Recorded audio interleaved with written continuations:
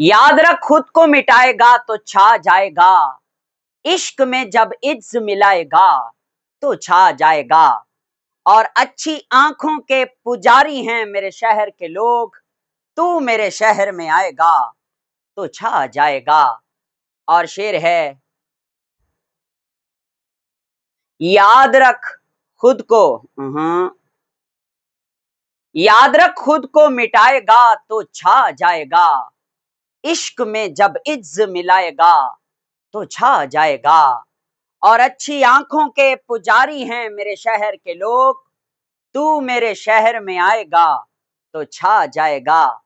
और शेर देखें कि यूं तो हर रंग ही जचता है बराबर तुझ पर, सुर्ख पोशाक में आएगा तो छा जाएगा।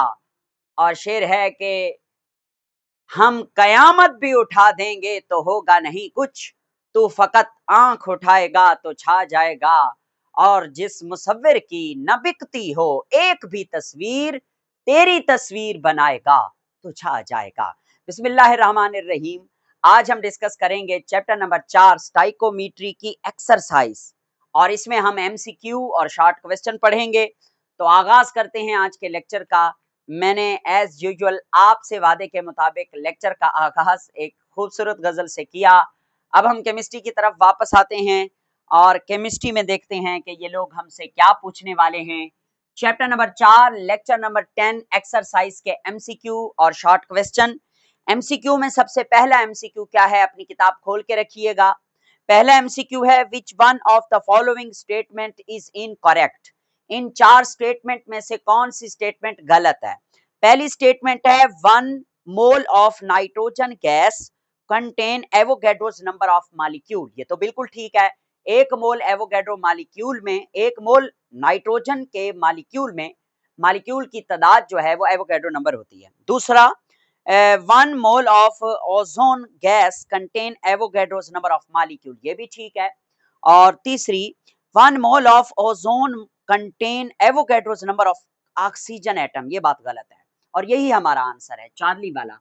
देखिए मेरी बात सुने, अगर मैं आपको समझाना चाहूं कि हमारे पास जो एक, सुनिएगा मेरी बात, एक मॉलिक्यूल होता है, एक मॉलिक्यूल, किसका एक मॉलिक्यूल, ऑक्सीजन, सॉरी ओजोन का, उसमें एटम कितने हैं देख लें, O3, 3 एटम हैं। एक मॉलिक्यूल में 3 एटम हैं, तो एक मोल मॉलिक्यूल में कितने मोल एटम होंगे, 3 मोल एटम होंगे। यानी फिर अगर मैं यूं कहूं कि एक मोल O3 में कितने मोल एटम है, तो 3 को मल्टीप्लाई करेंगे 6.02 यानी एवोगैड्रोस नंबर के साथ। तो इसका मतलब ये हुआ कि 1 मोल O3 में Avogadro's number of atom of oxygen नहीं है, बल्कि 3 time Avogadro's number of atom है। तो ये आंसर जो है चार्ली वाला, ये गलत है। गलत का मतलब ये है कि ये गलत स्टेटमेंट है, और हमारे एमसीक्यू का आंसर बिल्कुल यही है कि 1 mole of ozone contain Na of oxygen atom. Okay, next चलते हैं दूसरे एमसीक्यू पे और देखते हैं कि दूसरे एमसीक्यू में वो हमसे क्या पूछ रहा है। कहता है, which of the following has maximum mass. ये 4 ऑप्शन दिए हैं, इनमें से मैस किसका सबसे ज्यादा है। उसने ना सबके मोल हमें दिए हुए हैं, ठीक है, मोल मोल मोल मोल दिए हुए हैं, तो मैस निकालना है। तो मोल से हम कैसे मैस निकालते हैं, तो इसका आइडिया और तरीकाकार कुछ इस तरह से है कि हमारे पास 1 मोल ऑफ कार्बन डाइऑक्साइड कितना मैस होता है CO2 का, 44 ग्राम, ये आपको पता है पड़ा, ठीक है। गिवन एमसीक्यू में उसने कहा है 0.5 मोल। अच्छा, 1 मोल CO2 का मैस 44 ग्राम है, हाफ मोल CO2 का मैस कितना होगा, बिल्कुल 44 का हाफ, तो कितना हो जाएगा 44 का हाफ, 44 का हाफ हो जाएगा 22 ग्राम। ओके हो गया। नेक्स्ट देखें, 1 मोल अमोनिया NH3 का मैस होता है 17 ग्राम, ठीक है, तो 0.5 मोल अमोनिया का कितना मैस होगा, 17 को आधा कर दें तो इसका आंसर कितना आएगा, इसका आंसर आएगा 8.7 ग्राम। ओके, और तीसरा एमसीक्यू, मतलब तीसरा ऑप्शन क्या है कि 1 mole of helium, 1 mole of helium होता है 4 ग्राम के बराबर, तो हाफ मोल हीलियम किसके बराबर होगा? 2 ग्राम के। सेम इसी तरह से 1 मोल N2 बराबर होता है 28 ग्राम के। तो हाफ मोल N2 किसके बराबर होगा? हाफ मोल N2 होगा 28 का आधा करें 14 ग्राम के। तो पूछा क्या है उसने पूछा है इन चार में से किसका मैस ज्यादा है। हैं चारों हाफ हाफ मोल, यानी चारों जो है, यानी कि कार्बन डाइऑक्साइड का हाफ मोल है, और अमोनिया का भी हाफ मोल है, और हीलियम का भी हाफ मोल है, और नाइट्रोजन का भी हाफ मोल है। चारों के हाफ मोल हैं। चारों के हाफ हाफ मोल में से किसके अंदर मैस ज्यादा है? तो आप देख लें, हमने अगर जब कार्बन डाइऑक्साइड का मैस देखा तो वो 22 ग्राम निकला। हाफ मोल कार्बन डाइऑक्साइड का मैस 22 ग्राम। हाफ मोल अमोनिया का मैस 8.7 ग्राम। हाफ मोल हीलियम का मैस कितना है? 2 ग्राम। हाफ मोल नाइट्रोजन का मैस कितना है? 14 ग्राम। तो सबसे ज्यादा किसका है? कार्बन डाइऑक्साइड का 22। और हमारी इस बुक में डेल्टा ऑप्शन में कार्बन डाइऑक्साइड लिखा हुआ है, तो इसीलिए इसका आंसर कौन सा है? डी। नेक्स्ट एमसीक्यू देखते हैं। अगले एमसीक्यू में उन्होंने हमसे पूछा क्या है? MCQ number 3। एमसीक्यू नंबर 3 में वो कहता है कि which one of the following gas will have maximum volume at STP. तो मैस दिए हैं उसने हमें और वॉल्यूम वो हमसे पूछ रहा है कि किसका मैक्सिमम है। तो जाहिर है जिसका मोल में ज्यादा होगा सबसे, उसी का वॉल्यूम सबसे ज्यादा होगा, क्योंकि वॉल्यूम और मोल आपस में डायरेक्टली प्रोपोर्शनल होते हैं। ये बात ध्यान में रखेंगे कि volume is directly proportional to N. ये हमें एवोगैड्रोस ने बताया था, हमारी टेक्स्ट बुक में तो नहीं है, मगर मैं बता रहा हूँ जितने ज्यादा नंबर ऑफ मोल उतना ज्यादा वॉल्यूम। तो वॉल्यूम हासिल करने के लिए हमें नंबर ऑफ मोल्स निकालने थे। तो हमने क्या किया? सबसे पहले हमने निकाले number of mole of carbon dioxide. Given mass है 22, मोलर मैस पे डिवाइड कर दिया 44 पे, ये आ गया 0 कितना? 0.1 आएगा? नहीं, 0.5 मोल। कितना आएगा? 0.5 मोल। कार्बन डाइऑक्साइड के 0.5 मोल हैं। उसके बाद जरा इसको देखना, number of mole of nitrogen, ये गिवन मैस था 88, मोलर मैस है 28, तो इसका 3.4 पता नहीं 3.2 आंसर निकलता है। इसका आंसर निकलता है 3.14। ओके। उसके बाद कार्बन मोनोऑक्साइड के नंबर ऑफ मोल कैलकुलेट करने हैं। कार्बन मोनोऑक्साइड का आप देख सकते हैं 28 ग्राम मैस दिया है, उसे मोलर मैस पे डिवाइड किया, आंसर कितना निकल आया? 1 मोल। ओके। उसके बाद हमने number of mole of nitrogen देखने हैं। तो नाइट्रोजन, पहले भी तो नाइट्रोजन देखे थे, हाँ यहाँ देखे थे, मगर यहाँ दोबारा है। नाइट्रोजन का गिवन मैस 28 है, मोलर मैस भी 28 है, तो ये भी 1 मोल है। तो चारों ऑप्शन में से सबसे ज्यादा मोल कहाँ पे हैं? सबसे ज्यादा मोल नाइट्रोजन के हैं, जब उसका मैस 88 ग्राम लिया गया है और वो मैस 88 को डिवाइड किया जब हमने 28 पे, तो आंसर निकला 3.14 मोल। तो सबसे ज्यादा मोल इसी में है, तो वॉल्यूम भी सबसे ज्यादा इसी का ही होगा। तो इसका ऑप्शन क्या बनता है? इसका ऑप्शन बनता है बीटा, 88 ग्राम ऑफ N2। तो मैंने लिखा हुआ भी है। नेक्स्ट एमसीक्यू नंबर 4 है, जिसका ऑप्शन चार्ली लगाया हुआ है। आइए देखते हैं 4 एमसीक्यू है क्या। चौथे एमसीक्यू में वो कहता है Which of the following contain same number of atom as present in 12 gram of carbon। मेरी बात सुने, 12 ग्राम कार्बन कितने मोल के बराबर है? 1 मोल के बराबर है। तो 1 मोल में कितने एटम होंगे? 6.02, यानी एवोगैड्रोस नंबर। तो इन चारों ऑप्शन में से ये देखना है कि कौन है जो 1 मोल है। तो पहला है 28 gram of iron. 28 gram of iron, बिल्कुल ये 1 मोल नहीं है, क्योंकि आयरन का मैस 28 मोलर नहीं होता। तो 48 ग्राम ऑफ मैग्नीशियम, ये भी नहीं निकलता 1 मोल। और 32 ग्राम ऑफ सल्फर, हाँ ये निकलता है। सल्फर जो है 32 ग्राम, क्योंकि सल्फर का मोलर मैस 32 है, गिवन मैस भी 32 ग्राम है। तो 32 ग्राम को 32 पर जब डिवाइड करोगे तो आंसर क्या निकलेगा? 1 मोल। तो 1 मोल में सल्फर के कितने मालिक्यूल होंगे? सल्फर के मालिक्यूल होंगे 6.02 इंटू 10 की पावर 23। और यही 12 ग्राम कार्बन के अंदर एटम होते हैं। कितने? 6.02 10 की पावर 23। ओके। अगर चैप्टर आपने डिटेल से पढ़ा हुआ है तो आपको एमसीक्यू में प्रॉब्लम नहीं होगा। एमसीक्यू नंबर 5 देखते हैं। एमसीक्यू नंबर 5 में उसने कहा है कि volume at standard temperature pressure of 22 gram of carbon dioxide is same as that of. मतलब कहना ये चाहता है कि 22 ग्राम कार्बन डाइऑक्साइड का पहले तो वॉल्यूम निकालो स्टैंडर्ड टेम्परेचर प्रेशर पर, और फिर 4 ऑप्शन में से ये देखो कि कौन सा ऐसा ऑप्शन है जिसका वॉल्यूम वही है जो कार्बन डाइऑक्साइड का निकल आएगा। तो पहले तो हम कार्बन डाइऑक्साइड का निकालेंगे वॉल्यूम, वॉल्यूम कह रहा हूं, नंबर ऑफ मोल्स। तो नंबर ऑफ मोल्स हम पहले इसके निकालेंगे। तो नंबर ऑफ मोल्स जी, 5वां एमसीक्यू देख लेते हैं। 5वें एमसीक्यू में वो कहता है कि volume at standard temperature pressure of 22 gram of carbon dioxide is same as that of.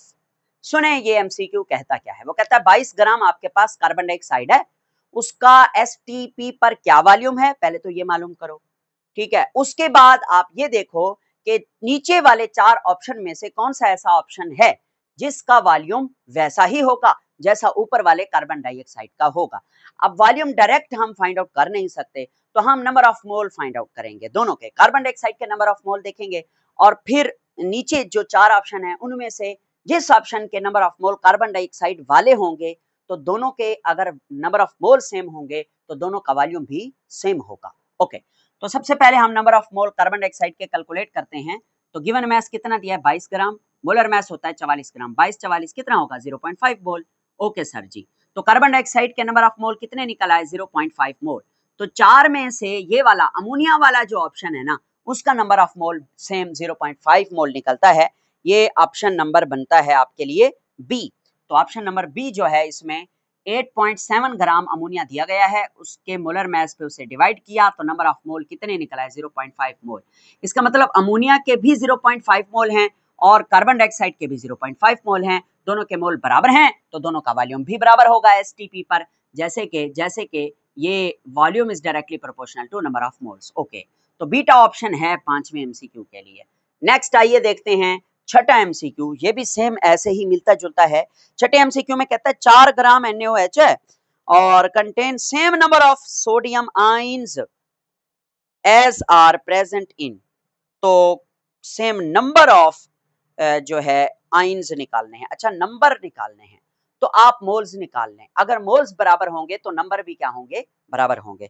तो पहले आप NaOH के मोल्स निकालें, फिर 4 में से देखें कि किसके मोल्स जो हैं वो NaOH के मोल्स के बराबर हैं, तो उसी के अंदर आयंस सोडियम के बराबर होंगे। तो आइए देखते हैं, हमारे पास जो NaOH के मोल्स हैं नंबर ऑफ मोल्स वो हम निकाल रहे हैं 4 डिवाइडेड बाय 40, 40 होता है NaOH का मोलर मास, तो इसका आंसर निकलेगा 0.1 मोल। ओके, उसके बाद हमारे पास जो 4 ऑप्शन है उनमें से एक ऑप्शन है सोडियम नाइट्रेट जो कि डेल्टा पे मौजूद है। सोडियम नाइट्रेट का गिवन मास है 8.5 और इसका मोलर मास क्या है 85, तो 8.5 डिवाइडेड बाय 85 करेंगे, इसका भी आंसर 0.1 मोल आएगा। तो दोनों के मोल बराबर हैं, तो दोनों के जब मोल बराबर हैं तो इसमें भी सोडियम के आयंस जो हैं वो जितने होंगे इसमें भी सोडियम के जो आयंस हैं उतने ही होंगे, तो यही आंसर है इसका डेल्टा। नेक्स्ट एमसीक्यू नंबर 7 देखें, वो सवाल क्या करता है आइए पढ़ते हैं। 7 में कहता है एक कंटेनर है, उसके अंदर 0.5 mole of an ideal gas है, हाफ मोल आइडियल गैस है at standard temperature pressure, what is the volume of the gas in DM cube. वाह भाई वाह, 1 मोल का एसटीपी पर वॉल्यूम कितना होता है 22.414, हाफ मोल का कितना होगा, इस वॉल्यूम को आधा कर दें। कैसे, जरा देखिएगा, मैंने क्या लिखा, मैंने लिखा 1 mole of gas at STP, volume कितना होगा 22.4 डेसीमीटर क्यूब। अच्छा, अब इसको हाफ करना है, 2 पे डिवाइड कर दें, 2 पे डिवाइड कर दें तो 0.5 mole of gas at STP यानी हाफ मोल 11.2 नहीं आ जाएगा 11.2 डीएम क्यूब, यही इसका आंसर है। और हमारी गिवन बुक वाले में इसमें जो अल्फा ऑप्शन है वही इसका जो है वो करेक्ट वन है 11.2, तो alpha option is for MCQ number 7। आइए एमसीक्यू नंबर 8 देखते हैं।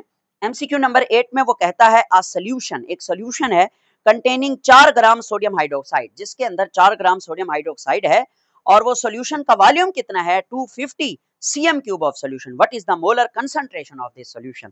मोलर कंसंट्रेशन फाइंड आउट करनी है। अच्छा, मोलर कंसंट्रेशन फाइंड आउट करने के लिए पहले तो आपको number of moles find out करने होंगे, फिर आप मोलर कंसंट्रेशन पे जाएंगे। तो आइए मैं आपको बताता हूं कि किस तरह से आप जा सकते हैं, इस एमसीक्यू को कैसे सॉल्व करेंगे। सबसे पहले तो हमें number of moles find out करने हैं। NaOH के नंबर ऑफ मोल कैसे मिलेंगे, गिवन मास ओवर मोलर मास 4/40 0.1 मोल। ओके, उसके बाद वॉल्यूम कितना दिया गया है 250 सेंटीमीटर क्यूब, याद रखें हम सेंटीमीटर में नहीं बल्कि डेसीमीटर क्यूब में वॉल्यूम पुट करते हैं, तो इसलिए 1000 पे इसको डिवाइड करेंगे, इसका आंसर आ जाएगा 0.25, है ना 0.25 डीएम क्यूब, जी 0.25 डीएम क्यूब, ये वॉल्यूम निकल आया। अच्छा, मोल्स भी हैं पड़े, वॉल्यूम भी है पड़ा। आप अब क्या करेंगे, अब आपने फार्मूला लगाना है, अगर आपको याद हो तो molar concentration is equal to number of mole divided by volume. Number of mole कितने हैं 0.1 मोल, ओके सर जी, और वॉल्यूम कितना है वॉल्यूम है 0.25 डीएम क्यूब। जब आप इन दोनों को डिवाइड करेंगे तो इसका आंसर निकलेगा 0.4। इसका आंसर कितना निकलेगा? 0.4 मोल पर DM cube, the unit of concentration.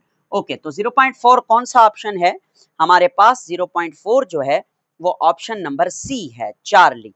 तो आइए इसको लगाते हैं, बल्कि ऑलरेडी मैंने लगा दिया है कि Charlie option. Okay, next MCQ number 9 है। एमसीक्यू नंबर 9 भी कुछ इस तरह का ही है। सवाल देखें कि क्या कहता है। वो कहता है कि एक सॉल्यूशन है जिसमें 10 ग्राम ऑफ अननोन सोल्यूट है, पता नहीं कौन सा सोल्यूट है, हम नहीं जानते उसका नाम, अननोन है, 10 ग्राम है, ठीक है, और 250 cm क्यूब सोल्यूशन में मौजूद है। If the molar concentration of solution is 0.2, molar concentration 0.2 मोल पर डेसीमीटर क्यूब है, और what is the molar mass of solute? Molar mass आपने फाइंड आउट करना है। वॉल्यूम उसने दे दिया 250, आपको पता है मैंने इसे 1000 पे डिवाइड किया है तो 0.25 डीएम क्यूब हो गया। मोलर कंसंट्रेशन उसने दी है 0.2 मोल, ओके, और मैस भी दिया है 10 ग्राम। मोलर मैस उसने पूछा है।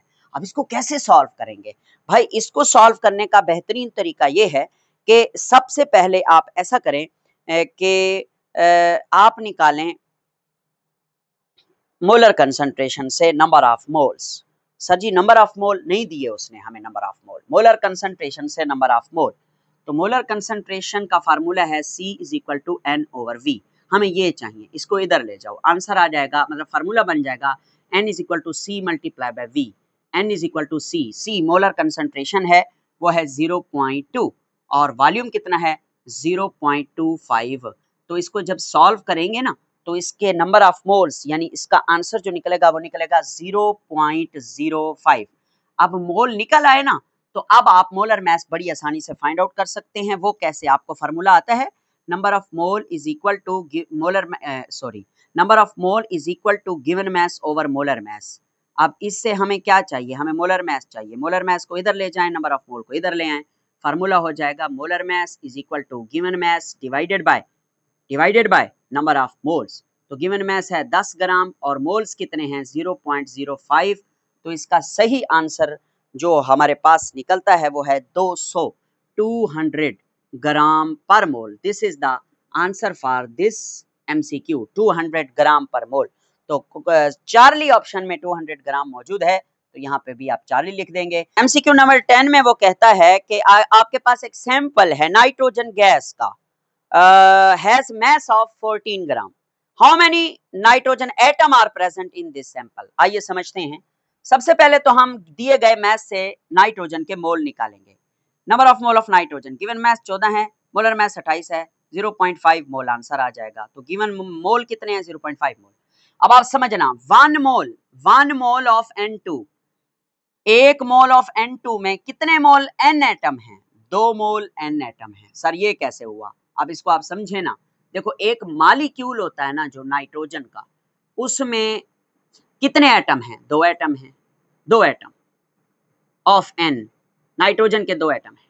एक मॉलिक्यूल नाइट्रोजन में 2 एटम हैं, 1 मोल N2 में मॉलिक्यूल में 2 मोल N नहीं होंगे? जी हाँ, मगर आपके पास गिवन में 1 मोल N2 तो नहीं है, 0.5 मोल N2 है। तो क्या करेंगे आप? इस 2 को 0.5 से यानी इस 0.5 को इस 2 से मल्टीप्लाई करेंगे, आंसर आ जाएगा 1 मोल। 1 मोल ऑफ एन एटम। अच्छा 1 मोल एटम किसके तादाद क्या होगी? 6.02 10⁻23 एटम। तो इसका सही आंसर क्या निकलता है? Beta option is correct one. तो 10th एमसीक्यू का जो आंसर है वो बीटा है। आइए नेक्स्ट जरा 11th यानी 11वें पे चलते हैं। 11 और फिर 12 कहानी खत्म। A gas has a density of 1.43 gram. Density 1.43 ग्राम है। What is the molar mass of the gas? तो फार्मूला बड़ा आसान है। आपके पास उसने आपको क्या दी? उसने आपको डेंसिटी दे दी, और डेंसिटी दी कितनी है? उसने डेंसिटी दी है 1.43। ओके, पूछा क्या है? Molar mass. और वॉल्यूम कितना है? वॉल्यूम एसटीपी पर है, एसटीपी पर 1 मोल है, जाहिर है, तो वॉल्यूम कितना होगा? 22.414 तो डीएम क्यूब में। तो इसको कैसे सॉल्व करेंगे? इसका बड़ा प्यारा फार्मूला आपको आता है कि density is equal to mass per unit volume. हमें मोलर मैस चाहिए, वॉल्यूम को इधर ले आए, तो molar mass is equal to density multiply by volume. Molar mass is equal to density क्या है 1.43, वॉल्यूम क्या है 22.4। जब दोनों को हम मल्टीप्लाई करते हैं तो हमारे पास इसका आंसर निकलता है 32 ग्राम। 32 ग्राम सी यानी चार्ली ऑप्शन में मौजूद है 32 ग्राम, 32 gram per mole. This is the molar mass, ये ऑक्सीजन गैस है इसका मतलब। ओके नेक्स्ट 12वां यानी कि आखिरी एमसीक्यू यहाँ पे हम कर लेते हैं। सेम ऐसे ही है, सेम यही फार्मूला है। उसने आपको डेंसिटी दे दी है, डेंसिटी दी है 1.94 ग्राम पर डेसीमीटर क्यूब, जो भी इसका यूनिट होता है, मैं यूनिट नहीं लिख रहा। वॉल्यूम एसटीपी पर 1 मोल का 22.4 होता है। मोलर मास उसने आपसे पूछ लिया है, लगाओ ना फिर यही formula, molar mass is equal to density multiply by volume. तो molar mass is equal to density multiply by volume.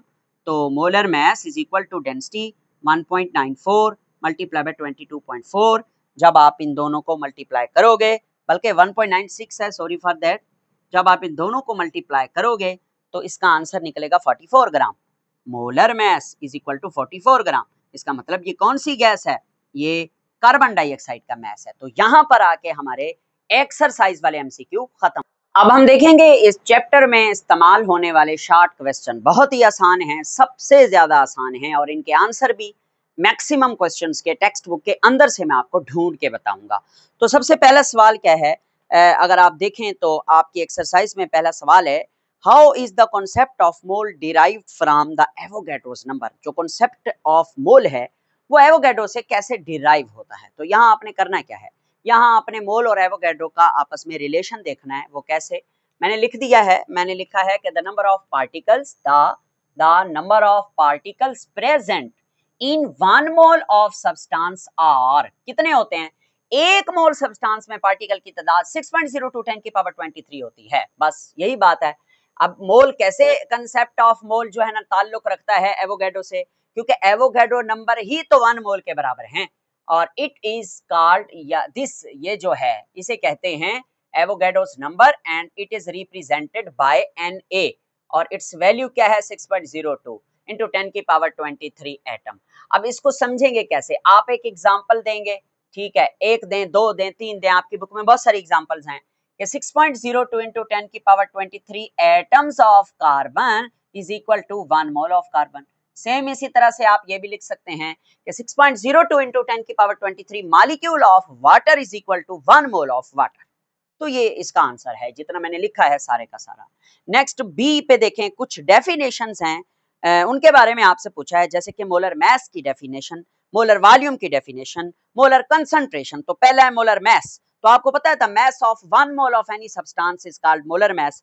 जैसे कि हमारे पास 1 मोल कार्बन है तो उसका मास होता है 12 ग्राम, जिसे हम 12 ग्राम पर मोल लिखते हैं। तो इसका सही आंसर जो है वो आपको टेक्स्ट बुक का जो पेज नंबर 71 है उस पे ये डेफिनेशन मिल जाएगी विद एग्जांपल। दूसरी डेफिनेशन मोलर वॉल्यूम की है, the volume of 1 mole of an ideal gas at standard temperature pressure is called molar volume, जिसकी वैल्यू होती है 22.414। तो ये आपको टेक्स्ट बुक के पेज नंबर 74 पे इसका आंसर मिल जाएगा। उसके बाद हम बात करते हैं तीसरी डेफिनेशन की, मोलर कंसंट्रेशन। तो इसको भी आप अपनी टेक्स्ट बुक के पेज नंबर जो है वो 76 से देख सकते हैं, मैंने पढ़ाया भी है डिटेल से। नेक्स्ट शॉर्ट क्वेश्चन है सी वाला। सी वाला शॉर्ट क्वेश्चन कहता क्या है कि why do you mean by molar volume of a gas, यानी मोलर वॉल्यूम होता क्या है, उसकी डेफिनेशन लिखनी है। How Avogadro's number is related with the molar volume. तो इसका आंसर जो है वो आपकी टेक्स्ट बुक के पेज नंबर 74 प्लस 75 पे लिखा हुआ है। जरा बता देता हूं कि किस तरह से। पेज नंबर 74 पर नीचे नीचे मोलर वॉल्यूम की डेफिनेशन लिखेंगे और its value is equal to 22.414 DM cube लिखेंगे, ठीक है। And the value of molar volume is commonly rounded to, इसको छोड़ दें, it is denoted by VM. ये यहाँ तक लिखने के बाद पेज 75 पर पहली नहीं, दूसरी नहीं, तीसरी लाइन के शुरू में when we say that, that को काट देंगे, दैट तक 1 mole of an ideal gas से लेकर आप एंड तक लिखेंगे। और इसकी एग्जांपल भी नीचे दो एग्जांपल कम से कम आप लिख दें कि 22.4 DM cube of carbon dioxide eight STP is equal to 44 gram of carbon dioxide is equal to 6.02 10 की power 23 molecule is equal to 1 mole of carbon dioxide. तो दो ये एग्जांपल भी आप दे देंगे, इसका आंसर हो जाएगा। नेक्स्ट क्वेश्चन क्या है, नेक्स्ट क्वेश्चन है 39 ग्राम पोटेशियम है, 56 ग्राम आयरन है, have equal number of atom, बिल्कुल ऐसे है। आप कहेंगे because both have same number of mole, both have same number of moles, और सेम नंबर ऑफ मोल्स कितने हैं? 1 मोल्स। कैसे?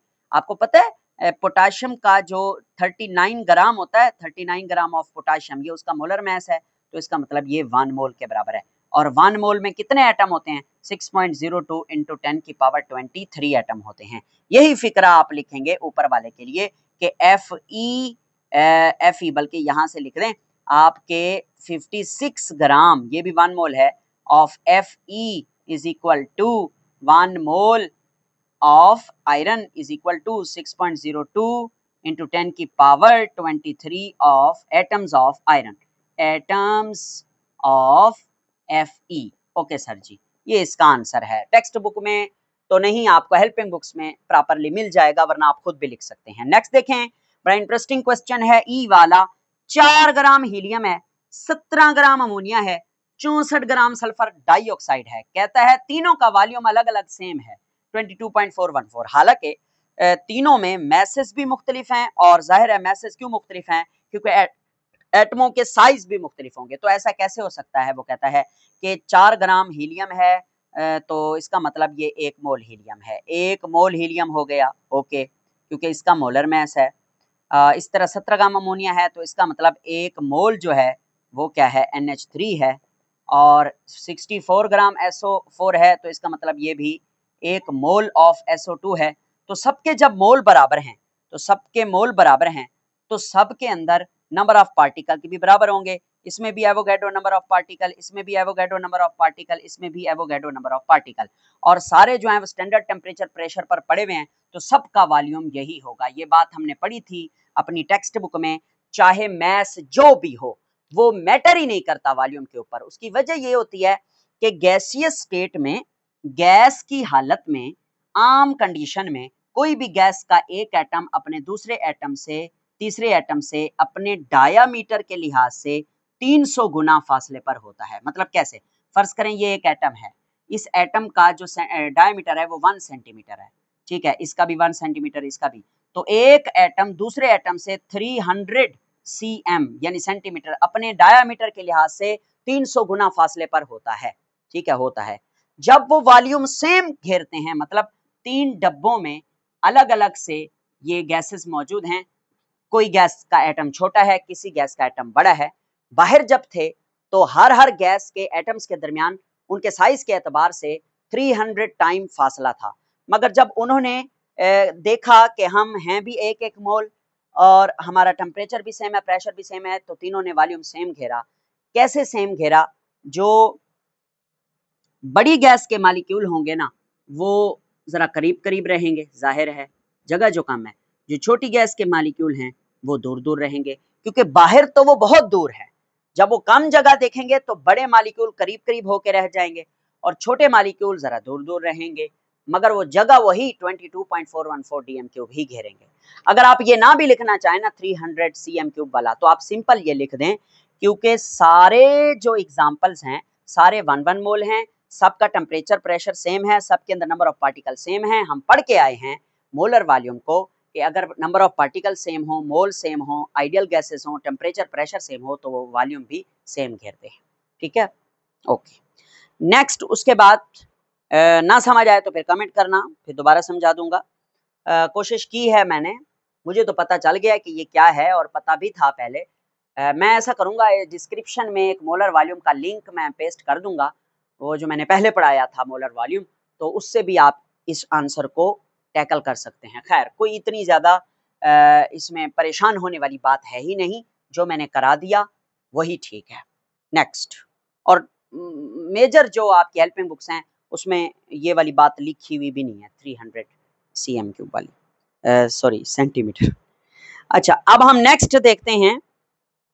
उसके बाद क्वेश्चन नंबर एफ क्वेश्चन है, डू यू थिंक, क्या आप सोचते हैं, 1 मोल H2, 1 मोल अमोनिया 0 डिग्री टेम्परेचर 1 atm पर पड़े हुए हैं, क्या उनमें एवोगैड्रो नंबर ऑफ पार्टिकल होंगे? 100%, क्योंकि आप बता सकते हैं कि 1 मोल ऑफ क्या है, 1 मोल ऑफ H2 है, ठीक है, तो इसके अंदर पार्टिकल कितने होंगे 6.02 इंटू 10 की पावर 23 मालिक्यूल होंगे। और दूसरा क्या है, दूसरा है एक मोल क्या है, क्या है, क्या है, एक मोल ऑफ कौन सी गैस है, एक मोल ऑफ अमोनिया NH3। तो जाहिर है इसमें भी मालिक्यूल सेम होंगे। जब मालिक्यूल सेम है, टेम्परेचर सेम है, प्रेशर सेम है, वॉल्यूम सेम होगा और तीनों के अंदर नंबर ऑफ पार्टिकल भी सेम, बल्कि दोनों के अंदर नंबर ऑफ पार्टिकल भी सेम होंगे। नेक्स्ट है क्वेश्चन नंबर जी, स्टीशियोमीट्री क्या है या स्टाइकोमीट्री की डेफिनेशन करें और इसके बेसिक एजम्पशन बताएं। पेज 70 पर ऊपर रेड कलर से स्टाइकोमीट्री की डेफिनेशन लिखी हुई है और पेज नंबर 78 के ऊपर उसकी येलो कलर के डिब्बे में बेसिक एजम्पशन लिखी हुई है, वहां से नोट कीजिएगा। नेक्स्ट है क्वेश्चन एच क्वेश्चन है क्या, what is the limiting reactant, how does it control the quantity of product. ये आपको पेज नंबर 82 के ऊपर मिल जाएगा, पहले ही पैराग्राफ में इसका आंसर है। इतने भी आप छोटे बच्चे नहीं हैं कि आप इसका आंसर ढूंढ ना पाए। नेक्स्ट देखिएगा, आई वाला क्वेश्चन है, differentiate theoretical and actual yield, how is the percentage yield of the reaction calculated. तो आप पहले 85 पेज पे आपको मिल जाएगी थ्योरेटिकल और एक्चुअल यील्ड की डेफिनेशन और 86 पेज पे आप जाएंगे तो वहां पे आपको परसेंटेज यील्ड का फार्मूला भी मिल जाएगा, तो देख सकते हैं। नेक्स्ट क्वेश्चन नंबर जे है, उसका सवाल क्या है आइए पढ़ते हैं। सवाल में उसने कहा है what are the factor which are mostly responsible for the low yield of the product in a chemical reaction. यानी वो कहता है जब भी हम केमिकल रिएक्शन करते हैं तो जो एक्चुअल यील्ड होती है वो कम आती है थ्योरेटिकल से, तो उसकी रीजंस क्या हैं तो मैंने टॉपिक में पढ़ाई हैं। जो लेक्चर नंबर 8 मैंने पढ़ाया था उसमें मैंने जो है ये समझाया था।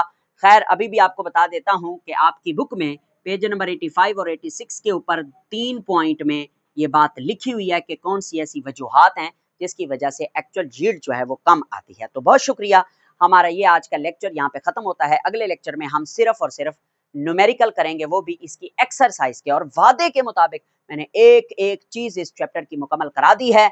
जो बच्चे पीछे नहीं पढ़ के आए उनसे गुजारिश है कि वो जरूर पढ़ें। हमारी वीडियो अगर आपको अच्छी लगती है तो इसको सब्सक्राइब भी करें, लाइक भी करें और अपने बाकी दोस्तों को भी बताएं कि हम केमिस्ट्री पढ़ रहे हैं बगैर किसी पैसों के। सिर्फ मोबाइल का वही पैकेज जो हमने कराया है वही हमारे काम आता है। अल्लाह हाफिज़।